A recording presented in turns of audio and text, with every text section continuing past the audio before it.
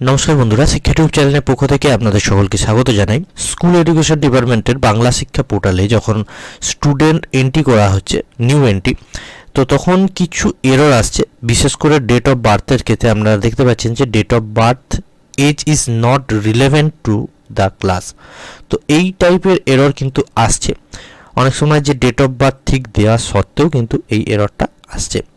তো এইটি একটি সফটওয়্যার মানে ডেভেলপমেন্টের সমস্যা, এবং এই সমস্যাটা এই বছরই দেখা যাচ্ছে। এই সমস্যাটাকে একটু অন্যরকমভাবে এড়ানো যেতে পারে, তো সেটাই আমি আজকে আপনাদের দেখাবো। আপনারা একটু মনোযোগ সহকারে দেখবেন।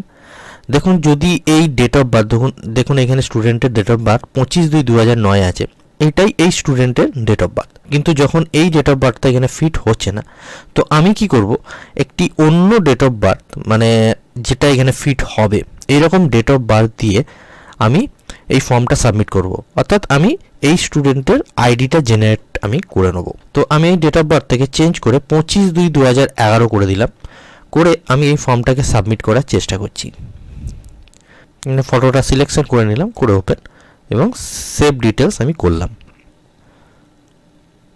দেখুন, এই স্টুডেন্টের ডিটেলসটা সাবমিট হয়ে গেল, কিন্তু আমার ডেট অফ বার্থটা কিন্তু ভুল রয়ে গেল। তো আমি কি করব, এই যে স্টুডেন্টের আইডিটা এখানে জেনারেট হলো, এই আইডিটাকে আমি কপি করে নেব, বা আপনারা লিখেও নিতে পারেন। লিখে নিয়ে আপনারা এখান থেকে কপি করে নেবেন। করে আপনারা স্কুল ম্যানেজমেন্টের ভেতরে আপডেট স্টুডেন্ট বেসিক ডিটেলসে যাবেন। গিয়ে এইখানে আইডিটা পেস্ট করবেন, করে এখানে সার্চ করুন। করে দেখুন এইখানে ভুল ডেট অফ বার্থটাই ওর কিন্তু দেখাচ্ছে। এই জায়গায় আমি ডেট অফ বার্থটা ওইখানে আমি ঠিক করছি, করে এইখানে নিচে এসে আমি আপডেট করছি। দেখুন, ডেট অফ বার্থটা এখানে ঠিক হয়ে গেল। তো আমি আরেকবার এইটাকে আমি দেখে নিচ্ছি যে আমার ঠিকঠাক হলো কিনা।